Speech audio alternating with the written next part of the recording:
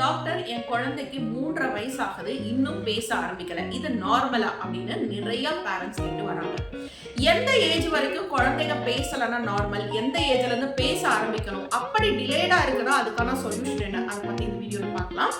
ஆக்சுவலா ஒரு குழந்தை 1.5 வயசுல இருந்து 2 வயசுக்குள்ள 2 ஃப்ரேஸ் இருக்கிற ஒரு சென்டென்ஸா ஃபார்ம் பண்ணணும், ஒரு சிம்பிள் சென்டென்ஸை ஃபார்ம் பண்ண ஆரம்பிக்கணும். அப்படி இல்லை 2 வயசுக்கு மேலேயுமே ஒரு சிம்பிள் சென்டென்ஸை ஃபார்ம் பண்ணல அப்படின்னா அதை டிலேடு ஸ்பீச் அப்படின்னு சொல்றோம்.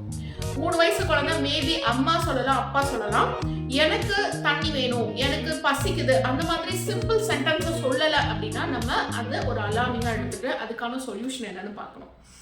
இது நாள் வரைக்கும் குழந்தைங்க பேசல அப்படின்னா ஸ்பீச் தெரப்பி போங்க அப்படின்னு சொல்றது உண்டு.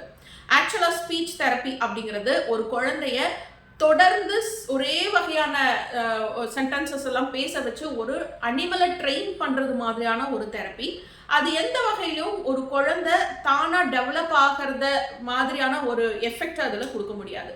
அப்ப இதுக்கு என்னதான் சொல்யூஷன் அப்படின்னு பார்த்தோம்னா, ஒரு குழந்தைக்கு இந்தந்த வயசுல இதெல்லாம் நடக்கணும் அப்படிங்கிற ஒரு இயற்கையான உந்துதல் நம்ம பாடியில இருந்துட்டே இருக்கும். இந்த வயசுல தவழணும், இந்த வயசுல நிக்கணும், இந்த வயசுல பேச ஆரம்பிக்கணும் அப்படிங்கிற அந்த உந்துதல் எங்க கட் ஆகுதோ, எங்க அது வீக் ஆகுதோ அப்பதான் இந்த டிலேடு ஸ்பீச் அப்படிங்கிற பிரச்சனை வரும். இந்த டிலேடு ஸ்பீச் இருக்கிற குழந்தைங்களுக்கு ஒரு கண்ணை பார்த்து பேசல, இல்ல எதையும் லிசன் பண்ண மாட்டேங்குது, ஒரே இடத்துல உட்காரல, எதையும் கவனிக்கல, குழந்தைங்களோட மிங்கிள் ஆகல அப்படின்னு ஒரு ஸ்டேஜ் வரும்பொழுது அதை ஆட்டிசம் ஸ்பெக்ட்ரம் டிசார்டரா இருக்கிறதுக்கு வாய்ப்பு இருக்கு அப்படின்னு சொல்லலாம். இதெல்லாம் இல்லை, எல்லாமே நல்லா இருக்கு, ஆனா கம்யூனிகேஷன் மட்டும்தான் டெவலப் ஆகல, நல்லா புரிஞ்சுக்கிறா, மற்றவங்களோட நல்லா கண்ணை பார்த்து அவங்க சொல்றதுக்கு ரெஸ்பாண்ட் பண்றா, லேர்னிங் நல்லா இருக்கு அப்படிங்கும் போது அது ஜஸ்ட் டிலேடு ஸ்பீச் தான். இது எதுவாக இருந்தாலும் அந்த இயற்கையான உந்துதலை நம்ம ஹோமியோ மெடிசன் வழியாக கொடுக்க முடியும். எந்தெந்த வயசுல எது நடக்கணுமோ அந்த ஸ்டிமுலேஷன், நேச்சுரல் ஸ்டிமுலேஷனை கொண்டு வரதுக்கான மெடிசன்ஸ் ஹோமியோல இருக்கு. ஸோ இந்த ஸ்பீச் டிலேவை ஹோமியோ மெடிசன்ல ரொம்ப அழகாக நம்ம கரெக்ட் பண்ணிக்க முடியும்.